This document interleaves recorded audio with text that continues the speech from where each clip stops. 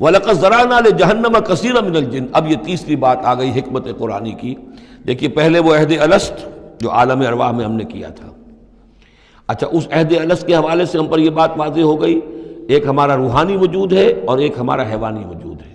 اگر ہماری توجہ اور ساری دلچسپی حیوانی وجود پر ہوگی تو ہم ظاہر بات ہے کہ پھر اس بلعام بن باورا کی مثال بن جائیں گے، انفرادی سطح پر بھی اور قومی اور اجتماعی سطح پر بھی۔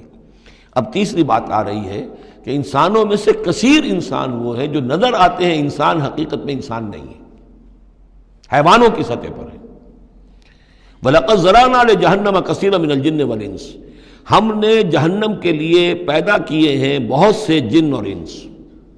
لَهُمْ قُلُوبٌ لَا يَفْقَهُونَ بِهَا، ان کے دل تو ہیں لیکن ان سے غور نہیں کرتے، تفقہ نہیں کرتے۔ وَلَهُمْ أَعْيُنٌ لَا يُبْصِرُونَ بِهَا، ان کی آنکھیں ہیں ان سے دیکھتے نہیں۔ وَلَهُمْ آذَانٌ لَا يَسْمَعُونَ بِهَا، ان کے کان ہیں لیکن ان سے سنتے نہیں۔ أُولَٰئِكَ كَالْأَنْعَامِ، یہ چوپایوں کے مانند ہیں، بل ہم اضل، بلکہ ان سے بھی گئے گزرے ہیں۔ اولئک هم الغافلون، یہی لوگ ہیں کہ جو غافل ہیں۔ یعنی یہ کہ جب انسان ہدایت سے منہ موڑتا ہے اور جب ہٹ دھرمی پر اتر آتا ہے اور جب اللہ تعالیٰ دلوں پر مہر کر دیتا ہے اور ان کی سماعت پر کانوں پر مہر لگا دیتا ہے، ان کی آنکھوں پر پردے ڈال، اب یہ کیا رہ گئے؟ اب یہ انسان نہیں رہے، ان کے دل تو ہے تفقع سے خالی ہے، مہر لگ چکی ہے۔ آنکھیں تو ہے حیوانوں کا سا دیکھنا دیکھ رہی ہیں، کتا بھی دیکھ لیتا ہے گاڑی آ رہی ہے مجھے بچنا ہے، انسان نے بھی دیکھ لیا، لیکن یہ دیکھنا حیوانی دیکھنا ہے۔ انسانی دیکھنا تو کچھ اور ہوتا ہے، کسی شے کو دیکھے اور اس کی حقیقت پر غور کرے۔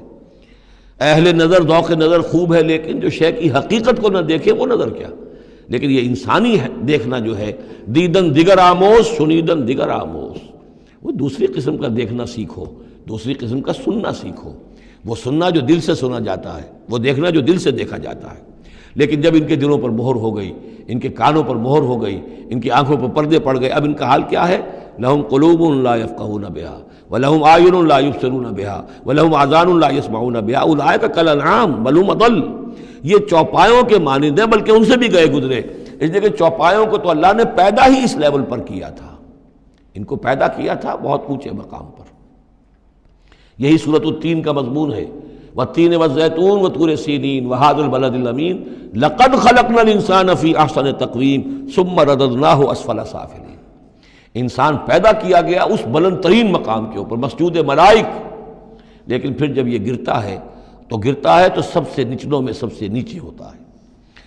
تو یہ وہ لوگ ہیں اولئک کالانعام بل ہم اضل اولئک هم الغافلون، یہی لوگ ہیں جو غافل ہیں، اس دنیا میں رہتے ہیں حیوانوں کی طرف، کھایا پیا چرا چگا اور جو ہے بس دنیا کی لذتیں اٹھائیں اور مر گئے، کچھ ہوش نہیں کہ کیوں ہم پیدا کیے گئے، کون ہمارا خالق ہے، کون ہمارا مالک ہے، زندگی کاہے کے لیے ہے، زندگی آمد برائے بندگی، زندگی بے بندگی شرمندگی، کو مرنے کے بعد کہیں کسی کے سامنے حاضری ہے، کوئی جواب نہیں، کچھ نہیں، کوئی ہوش نہیں۔